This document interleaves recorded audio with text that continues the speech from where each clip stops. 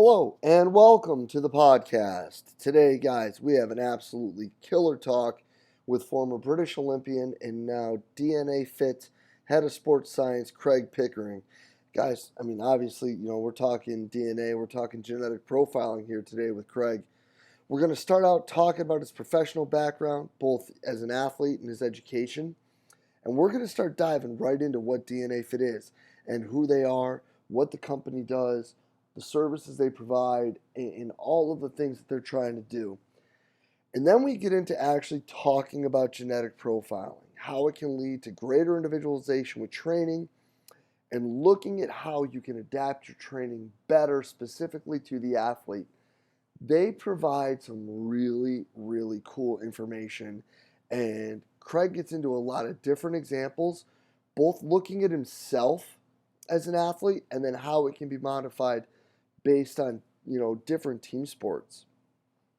We talk about what genetic profiling would have done with his career, and that's really cool to be able to take someone who was at the highest level of sport and to sit there and say, listen, this is what this would have done for me. I think that's super cool, and I really can't thank Craig enough for being as open and candid in looking back on his development and his athletic career and kind of breaking it down and sharing how he could have done things better based on what his readings or his genetic profile told him. And honestly, guys, I would have been reminisced if I didn't talk with a guy who ran a 10-14 about where he sees speed training, what it does, how it fits in with team sport athletes and things of that nature.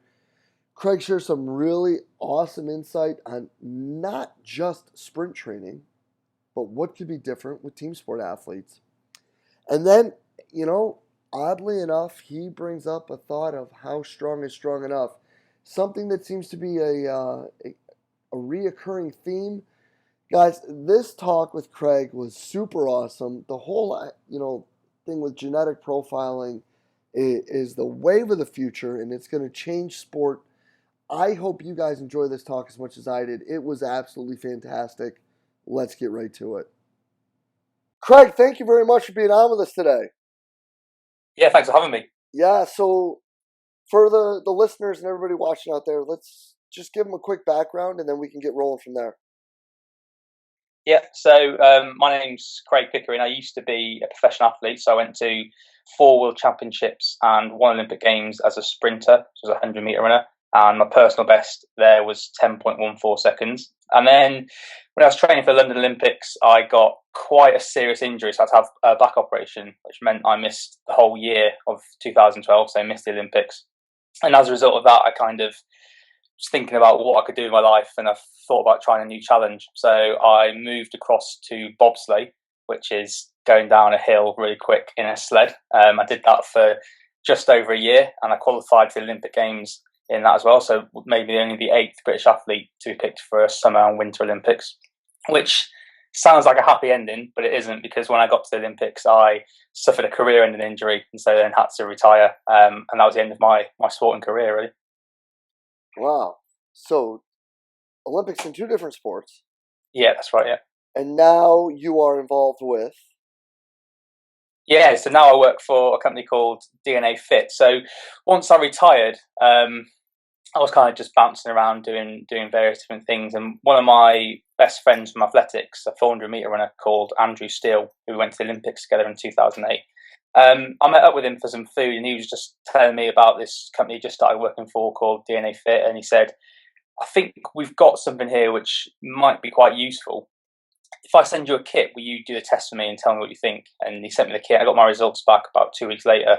And it just kind of blew my mind, really, about how much information came out of it and how useful that might have been to me at an earlier point in my career, or any point in my career, really. So from there, Andrew fortunately offered me a job, and it turns out I'm quite good at my job, so I get offered more and more work from them. And then, so now I work for them full time, and so I'm now head of sports science at DNA Fit. So my role is kind of identifying new genes that we do, so we're a genetic testing company, finding new genes that we can add to our panel, answering questions from customers, going to professional sports teams, explaining how we use it there, and then research and also education. So a lot of things go on my day-to-day life.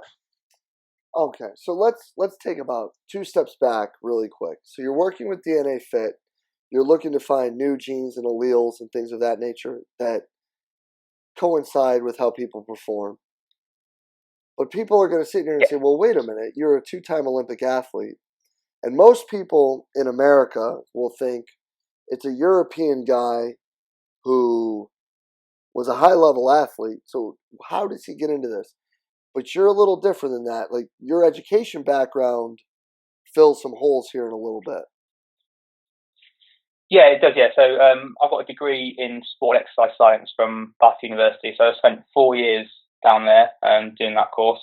And once I graduated, I kind of had a choice. I could carry on doing full-time sport, which takes up a lot of your time, or I could try to do some more education stuff based around that. But I didn't really have the time alongside my professional training to do a master's or a PhD. So instead, I sort of came to a compromise. I trained full-time, but I got a lot of practical experience working with all the sports science stuff, so biomechanists, nutritionists, psychologists, etc. So I built up a lot of skills and people I could talk with the latest sports science stuff about. So although I wasn't in any real education program, I was still sort of furthering my knowledge in that field in the hope that someday, once I had to finish sport, which I thought would be in my late 30s, but it turned out to be 10 years earlier, that I would be able to do something in this field. So I've got lucky that I found somebody who knew I'd done that. So though I didn't have a paper qualifications, he knew that my background was in sports science and that I'd been working with these sports science people. So he took a chance on me, and hopefully it's paying off. No, yeah, and it's absolutely brilliant. So let's talk about now what you guys are doing here with DNA Fit. Now, obviously, athlete profiling is something that's absolutely fundamental when it comes to working with and building programs with athletes from whatever level. So how do you guys fit into that, and where do you see this going? So really, we just see ourselves as a source of more information. So how do coaches decide what training works best for somebody? Quite often it's through a trial and error process. So you go to the literature and you say, okay, this rep scheme and this type of training works for somebody. Let's see how they respond to that. And that can take a long time to get a positive and negative result from that. What we think is that we can reduce that trial and error. So we give some more information about how the athletes are made up, which has an impact on how they respond to certain type of training, like are they more likely to grow type 2X muscle fibers in response to a training program, or do they not have the genetic capability to do that quite as well? All information which can be quite important. So we look at factors like that in order to give just a bit more information to coaches and athletes to base their decisions on. And on the fitness side, we look at something called power and endurance split. So that tells people what type of training works best for them. Do they respond better to intensity-based training, or do they respond better to volume-based training? And how much of each should they do? We have a section on aerobic trainability as well. So how much should somebody improve, or what type of improvement would we expect to see in somebody doing aerobic-based training? We've got a recovery section as well. So how quickly do people recover in between training sessions? So it can be really useful for athletes. Athletes can be incredibly highly motivated to train. But if you can say to them, look, genetically, we know you are somebody who struggles to recover, that could be a stimulus to them to listen to the coach a bit more and actually do a bit less training, which can often be the downfall of other people. And then also we have an injury risk part as well. So how likely is somebody to suffer from certain types of injuries? And if we know that risk is high, what can we do about it? Can we manipulate their training to reduce that risk by using eccentric loading, or making sure the athlete understands that risk? So again, the athlete might be more motivated to do some prehabilitation training or some stretching or things like that. So really, well, we think a really powerful tool in terms of information for the coach, but also information for the athlete as well. Actually, it sounds absolutely phenomenal to me as a guy who's worked with, Omega Wave for as long as I have, and we look at just going from the end back to the beginning. So you talk about injury risk. So we're talking soft tissue. So is it someone who you need to start looking at even more so the biomechanics of how they move and these factors that could lead to things that could elicit these soft tissue issues. Then we get into, you talked about recoverability. Well, we have guys who, I mean, dude, we could have them run 10 miles and then 100 hill sprints and squat a max, and they'd still come back straight greens because no matter what, they're just people that can bounce back from things. Where there's other people where we could tell them to take 6 naps and do nothing but eat for a whole day, and they still come back straight yellows. So understanding where people are in the recovery model could allow you now to set these other factors. Are you going to monitor practice more for player X versus player Y? Are you going to monitor readiness more for player X versus player Y? And it's something that is really it's almost like something that's so simple in the grand scheme of things that people would step past it. So what are your thoughts with how this could elicit more individualization when it comes to the grand scheme of training in high performance when it comes to all athletes? Yeah, so let me give you an example to answer that question. So I'll give you my example. So I was an athlete and I was a sprinter, and most sprinters, they train by doing really short, sharp sprints at really high intensity. So 30 to 60 meter sprints at 100% effort. And in the gym, they go and lift heavy weights for 1 or 2 reps, maybe 3 reps. So they're lifting close to 1 RM for a lot of the time. I didn't train like that. I trained very differently. I responded much better to volume. So when I was a kid growing up and in my younger years, my best distance in training was sort of 150, 200 meters. I could run at 90% all day long. But as soon as I went a bit higher intensity, I struggled a bit. Same in the gym. I could lift 6 rep maxes were really good, 8 rep maxes were really good, 1 rep max not quite as good. And I got to a point where I thought, I'm not training like other sprinters train. I should change my training to fit in with theirs. And I did that. I changed coach and I spent a few years training like most sprinters do. And I'm much, much slower. And so I had to go back to the way I used to train, which, again, more volume, less intensity. I actually got back to some pretty good shape.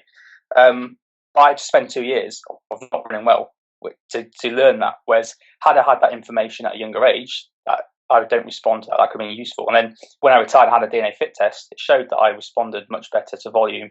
I'm 65% endurance on our scale, which doesn't mean I should be an endurance athlete. It means I respond better to volume-based training. So that information itself could have saved me 2 years of underperformance and enabled me to make a better decision. Same on the recovery side. So I used to be really, really motivated. I thought the harder I train, the faster I'll run. And it turns out the harder you train, you just get a bit more tired. And so eventually over time, I was really, really under-recovered. And I imagine for large parts of my career, I was in overtraining or non-functional overreaching, or just basically a period of fatigue where no positive adaptations were happening. And again, when I had a DNA fit test, showed I had a slow recovery speed. If I'd had that information, just that extra bit of metrics, something which shows that I don't recover very well, I need to do something about it, that might have been enough for me to have taken a slightly easier day in the middle of the week, or something I can go to my coach and say, look, I don't think I should do 4 hard training sessions a week. This is a bit more information to suggest that I perhaps should do 3 hard training sessions a week. So that's how it can be really, really powerful. And then we see in sports clubs as well. Sports clubs can have, if we're in a soccer club, they could quite comfortably have 50 players in the first team and the second team. How do the physiotherapists know which players need slightly more attention? If you have 10 players that turn up on a Monday morning after a game and they're complaining about a sore knee, which players need perhaps a bit more serious attention? Which players do you know can get away a bit more? And again, the injury risk thing can play into that a little bit more. Similarly, if you're a strength and conditioning coach and you've got 15 athletes in the gym at one time and you're doing plyometrics, who needs to be watched a bit more to make sure that they're landing properly? Who's got a bit more leeway within that? So that's the injury risk part of it, which can be really important. So a lot of this is a case of we don't necessarily know how the coach can use it, we can recommend that, but they have to then go away and think about how it fits into their scheme. We're just an extra metric of information that they can use. Yeah, no, and that's actually some pretty super examples when you look at A, recoverability, and then B, the injury risk, and talking about those things. I mean, obviously you could always walk across the street and get hit by a car. No one's ever gonna get in the way with that. You know, if you're a footballer and somebody whacks you from behind and you break your fibula, sometimes shit happens. But understanding that Craig is this way and Jay is that way. So when Craig comes in the day after a match and his knees are sore, we might need to pay a little more attention to him. And Jay is sore, but he just might need to go. I mean, that's absolutely fascinating to me. So then looking at this and looking at where you were as a high-level athlete, where would this have changed what you did? Where would this sort of monitoring or evaluation have changed who Craig is and where he is right now? So I think if let's say I had the test done at 18, which is the youngest we would prefer to test people. So I was 18 years old, I had the test done. I think what it would have done is it would have encouraged me that the training I was doing at that point, the higher volume training, was actually well suited for me, and there was no need to try a different method. So I would have not spent time worrying about that kind of thing. And then secondly, the recovery side of it would have been massive. I would definitely have trained less in terms of overall training days. I would have done some hard sessions still, but I had perhaps an easier day midweek in order to recover, because I kind of anecdotally found that anyway, in my sprint group, we sprinted on a Monday, Wednesday, and Saturday. And on Saturday, I might as well have not turned up for that training session. I was just so wasted by that point. Whereas other athletes in my group were really, really good on that Saturday. And so I would guess they perhaps had a fast recovery.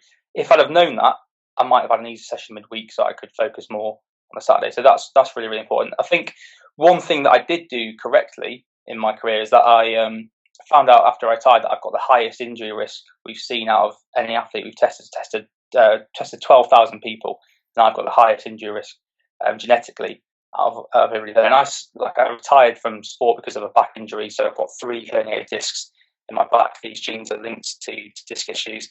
I had my first disc problem when I was 12 years old, so already that's a very young age to have problems. So I was always predisposed to this type of injury, but I was motivated to do something about that, even at that age. As soon as I started seeing physios, I was doing core-based exercises, making sure I could handle torque, that kind of thing.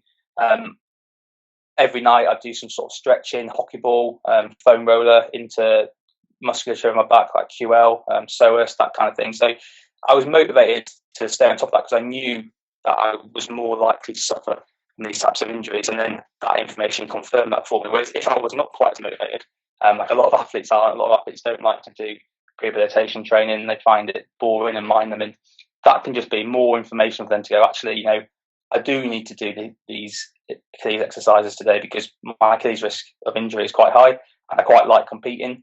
Therefore, and to do that, I just need to do 10 minutes of these exercises. It's going to be a really, really important metric. Like behavioural change is definitely one part of this test. If you can give, because everybody knows they should do certain behaviour, they just don't think it applies to them. So if you can make it apply to them, that can be really important. Now, just being devil's advocate here, do you think that maybe telling a kid you got a high risk of getting hurt might change their their thought process to be like, oh shit, you know what I mean? Like, I need to be careful with everything I do. How would you advise coaches in those type of situations where it would be more to be proactive and how to communicate that type of information? Yeah, so that's part of the training that we actually try and run with people. So we sell our products through personal trainers and also professional sports people. It's all about placing the results in context. So part of that is we try as much as we can. So we don't sell direct to consumer to people that are under the age of 18 because they are perhaps not mature enough to place the results in the correct context. And then our preferred model is that we will have educated the sports coach prior to them testing their squad, for example. And so they can also place it in context to their athletes and then constantly reinforce this. So it's a case of, we know you've got a high injury risk, and actually knowing this is really good news because now we can do something about it. We're not blindly walking into the dark. We've got this information, and we know that if we do these exercises, for example, eccentric loaded Achilles tendon, we know that reduces your injury risk. So we've had more information, and now we can do something about that. So I think that's really important, but it does have to be placed in the correct context. And quite often people miss that context and that nuance, which is that it doesn't mean you're going to get injured. It means that your risk is higher unless we do something about that. That doing something about that, that's the crucial thing. No, and I think that that's absolutely brilliant, so that they can actually understand, even to a greater toll, why the training modifications are what they are. And then even what other modalities, could be included in that, whether it be, practice load monitoring for specific players now, as opposed to an entire team. Because if you've got kids that their injury risk is, based on genetics are very low, you probably don't need to strap them up or put a GPS monitor on them, other than maybe for the fact that you want to monitor effort.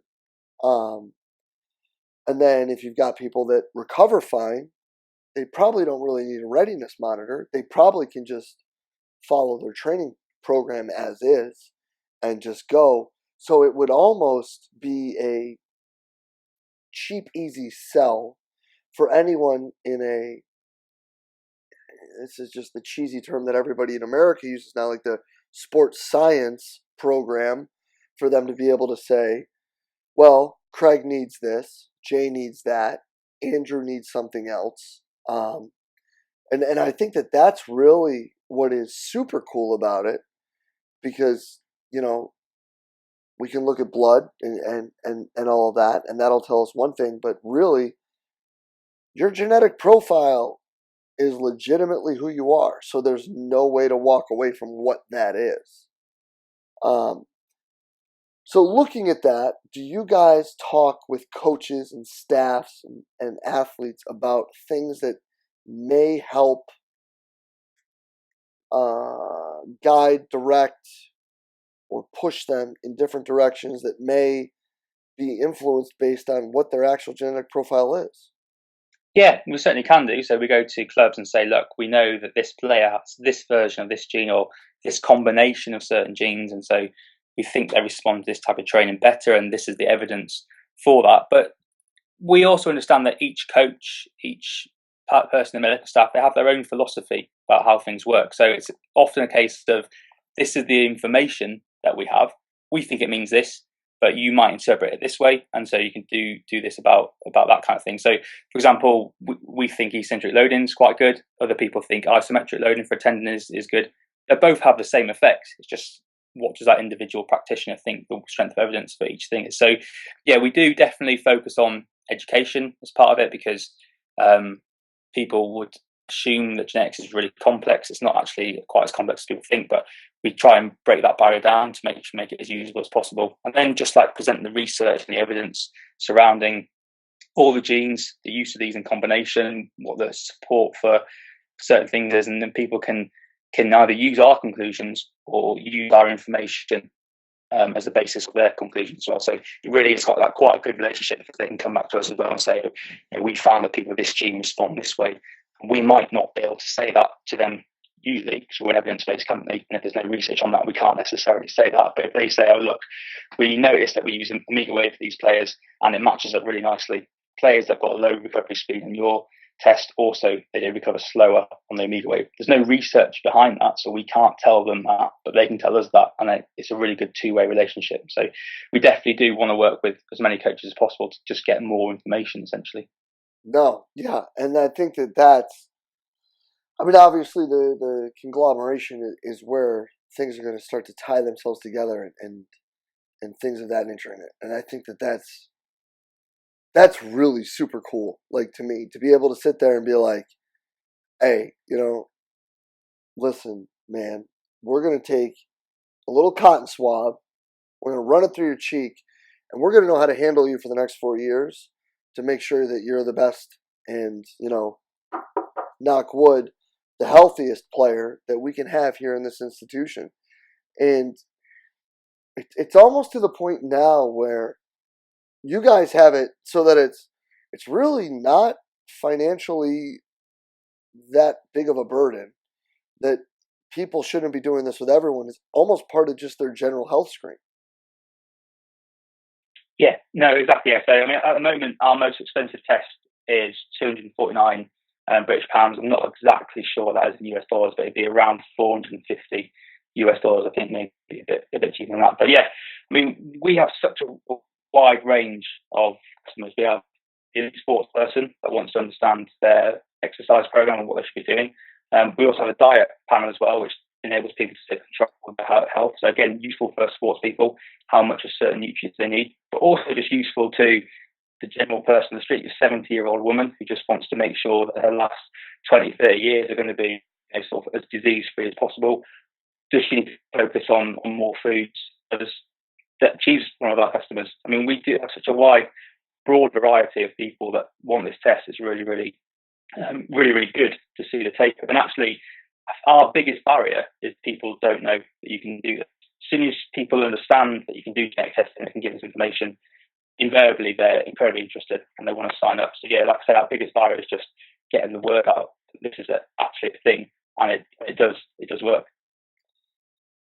So, where do you see all of this going in the future then? Now, I mean, right now, performance monitoring is very keen, and readiness monitoring is really sexy. Where do you see genetic profiling being in 2020 and 2025?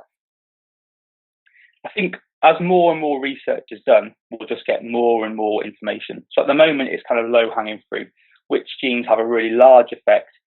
We can measure that now with the current technology, and we can provide recommendations on that. As technology and research evolves, we'll be able to tell you about genes that have a very small effect.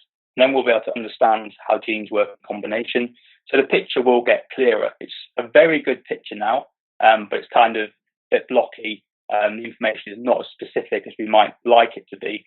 In 20 years' time, it might be a case of we know this person needs 30 grams of protein after training based on their genetics and their environment, whereas we know this person only needs 20 grams and they need a bit more carbohydrate, whereas this person needs 2 or 3 grams of triglycerides added to their shake, stuff like that. So it will become much, much more precise. I think one aspect which always gets discussed is the talent identification part of it. So at the moment, our test has absolutely no validity as a talent ID tool. There's only 15 genes to do with power and endurance. You can't make any decisions based on that, really. I mean, one gene called ACTN3, we know that 99% of Olympic sprinters have a certain version of this gene, but that also means that 1% of Olympic sprinters have the other version of that gene. So we can't say for sure someone's chance of being an elite athlete, and we never will be able to. There'll always be athletes that break the rule. Eventually, we might get to a point where we say the chances of this person being an elite athlete is higher than normal, but you'll never be able to say for certain whether they're an athlete or whether somebody can be an elite athlete or not. And that's especially true in team sports, where non-physical aspects become really important as well. Like, how well can somebody read the game? Can they pick a pass? Can they do so under pressure? Do they fit into a team? All things which perhaps aren't genetic, but have much more to do with upbringing and stuff like that. So probably we'll never be able to tell people if they will or won't be an elite athlete. You might be able to give them some guidance on the chances of that, but that I don't think there's any use in that at the moment, or indeed ever.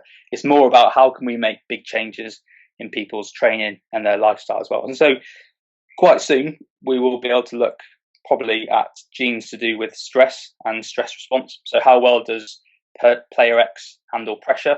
If we know that they don't handle pressure very well, what training do we need to do for that? Do we need to get them to see the sports psychologist to have stress inoculation training in place?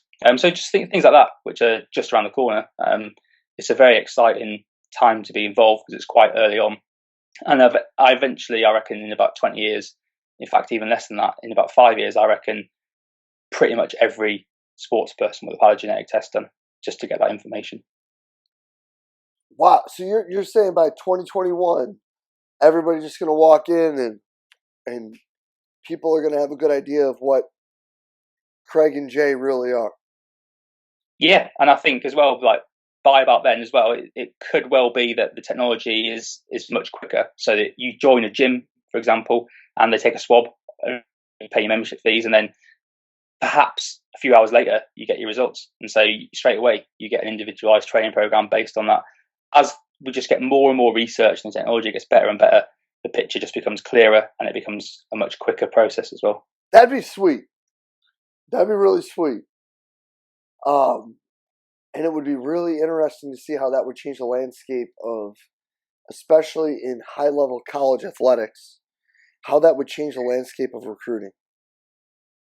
You know, because you could just bring a kid on a trip and be like, hey, and before they get into the head coach's office, he could look at a profile and say, I'm going to offer that kid a scholarship, but I'm probably not going to offer him one. Like, that's really cool to me. Yeah, it just completely depends, like I said, on how you use it. So whether it can be used as a talent ID tool or not, I personally don't think it could. It'll just be a case of how well does this person respond to training. So it might be a case of every year you get 30 new players, and then you have to spend some time deciding, does this player respond better to this training? Does this player respond better to that training? That's a long process. If you can swab your recruits and then immediately know, okay, this player does this training, that player does that training, you've reduced a large part of trial and error, so they can just hit the ground running. They slot into your existing team really nicely. The strength and conditioning coaches all understand how to do that, so that can be really, really useful. Same for like professional sports clubs. They sign a player, they just swab them straight away. They know, okay, he needs this type of training, he needs this medical support, as opposed to the trial and error. What I wouldn't like to see, and I think if it happens, it's not being used correctly, is football clubs swabbing, soccer clubs swabbing their new signing, finding out he has a high injury risk and then not signing him. That's not what that means. It just means you should spend more time on the biomechanics of this. You should throw more resources at that player. So that's crucial. But then we get into like ethical considerations about things. So, for example, let's say loads of NFL clubs wanted to test their players. Does the player bargaining agreement allow that to happen? Who owns the players' data? Does the club own the data, or do the players own the data? Can the players then decide how much data they give to their clubs? Can clubs decide to not sign players who have got a high concussion risk, for example? Is that allowed? Just because they've got a high concussion risk doesn't mean they're going to get concussion. So the ethical considerations of that are really, really important, not just in professional sport, but also in the general health sphere. Like, do insurance companies have the right to demand that their clients do health-based genetic testing? And if they find they've got an increased risk of certain disease, should they be allowed to charge them higher premiums? I think they shouldn't. I think the opposite should be true. If you swab someone and find they've got a higher risk of type 2 diabetes, their insurance premium should be lower if they can show they're on a low carbohydrate diet, because they're actively doing something to reduce their health risk there. So that's the ongoing conversation, the ethical part of it. How does it all fit into how people live their lives? How does it fit into legislation in both health and professional sport? So it really is kind of, because it's so new, there's all those ethical questions that surround it. Well, yeah, no. So instead of looking at it as identification, you're talking about using it as motivation and driving tactics on the individual level, so that whether it be the Gen Pop or an athlete, them utilizing this data to become better by formulating a plan to correct whatever, quote, issues may be predetermined. Yeah, exactly. Yeah, it's all about just more information to guide what we do already. So more and more evidence to base whatever our practice is. So yeah, it really isn't about sort of putting people into, this person's a sprinter, this person's an intermediate runner, this person's going to get cancer, this person isn't going to get cancer. It's a case of this person's risk of this type of illness is slightly higher unless they do this. And if they do this, we know that their risk completely disappears. Or this person's chances of responding to heavy weight training is a bit lower. Therefore, perhaps we need to throw slightly different training at them to get them to the same point. So we don't know what people's start point is, and we don't know what people's end point is, but we can recommend what they should do on the journey to get to those different places. No, that's freaking brilliant. That's awesome. I mean, that's next level stuff, man. Like, that's really cool, and I hope people understand, like, how, such a cheesy word, but like futuristic that idea is. I mean, it's talking in this, futuristic is like even past cheesy, but you know what I'm saying with that. Yeah. Where it's like using this data to drive decisions to help improve things, as opposed to using this data to drive decisions to help avoid things. Yeah, exactly. Yeah. Which is totally different. Well, Craig, as fascinating as this is, I would be remiss if I didn't ask one question before we let you go. Because, I mean, any guy who grew up in GB who can run a 10-second 100, if I didn't talk speed training with him, I would be reminisced. So let's talk about that. What, for you, and now being able to look literally inside the athlete, what would be the things that you would say could have the greatest effect on making an athlete move faster? So I think if I look at what I did between the ages of 14, so when I was 14, my 100-meter personal best was 11 seconds exactly. And when I was 18, my 100 meters personal best was 10.22 seconds. So I took off almost a second in 4 years.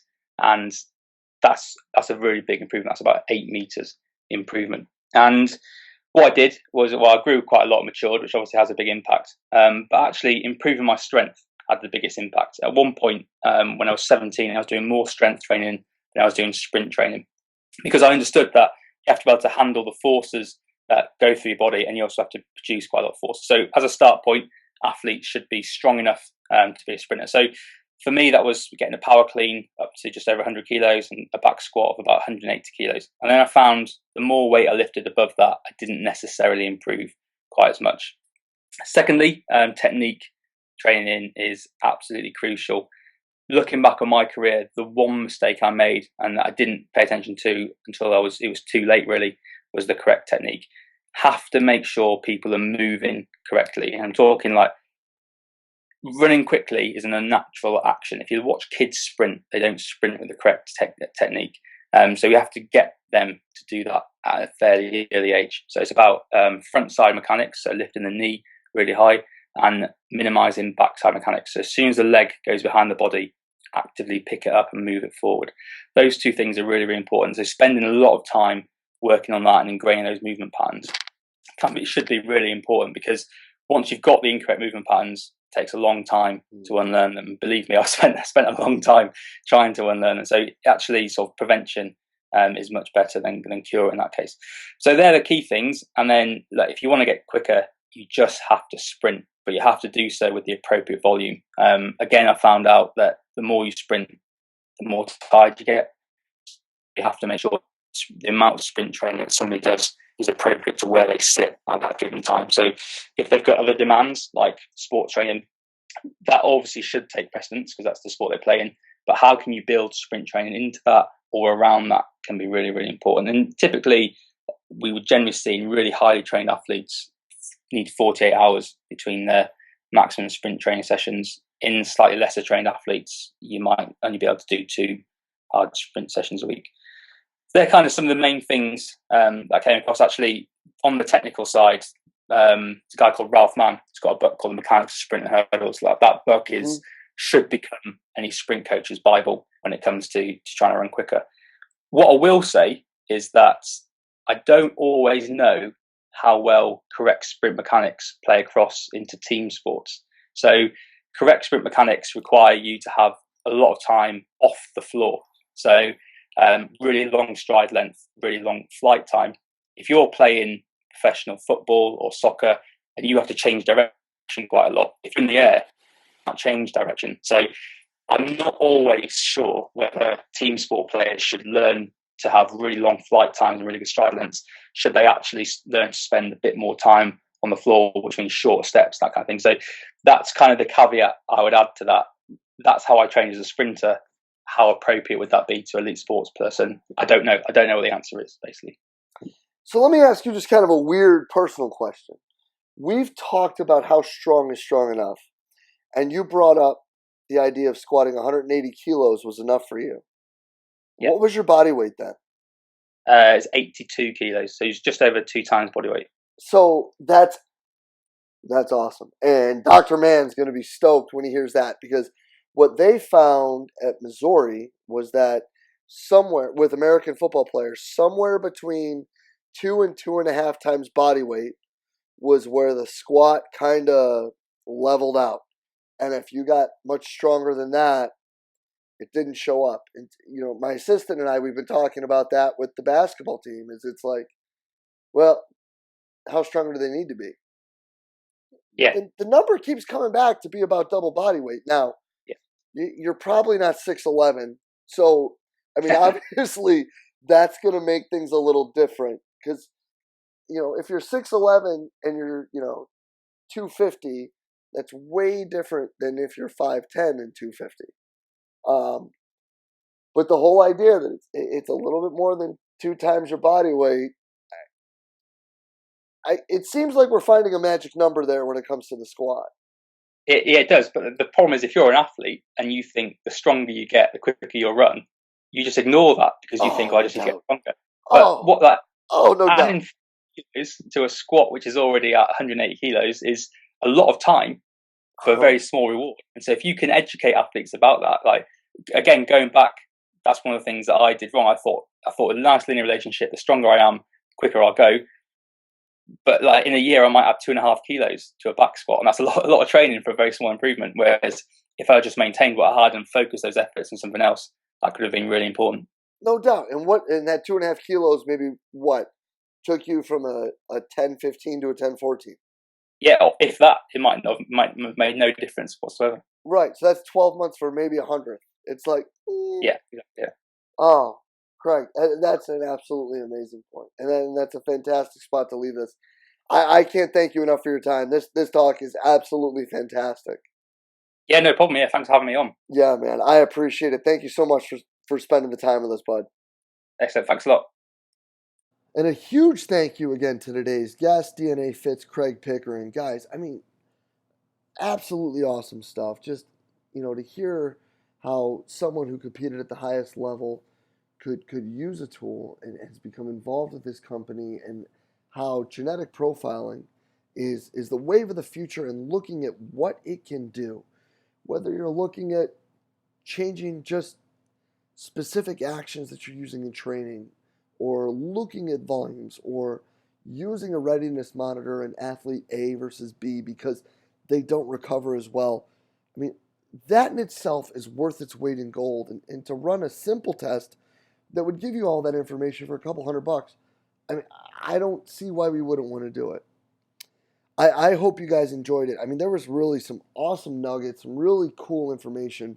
And Craig's an awesome guy, so I can't thank him enough for being on today. If you guys have any thoughts, questions, comments, please share them below. Craig was really fantastic, and he shared some really intimate thoughts about his own career, which I can't thank him again enough for, guys. And I hope you enjoyed it as much as I did. Again, if you enjoyed the talk, please share it in the social media outlet of your choice, and we will be back next week with another awesome guest here on the podcast. Thank you very much, guys. We will see you then.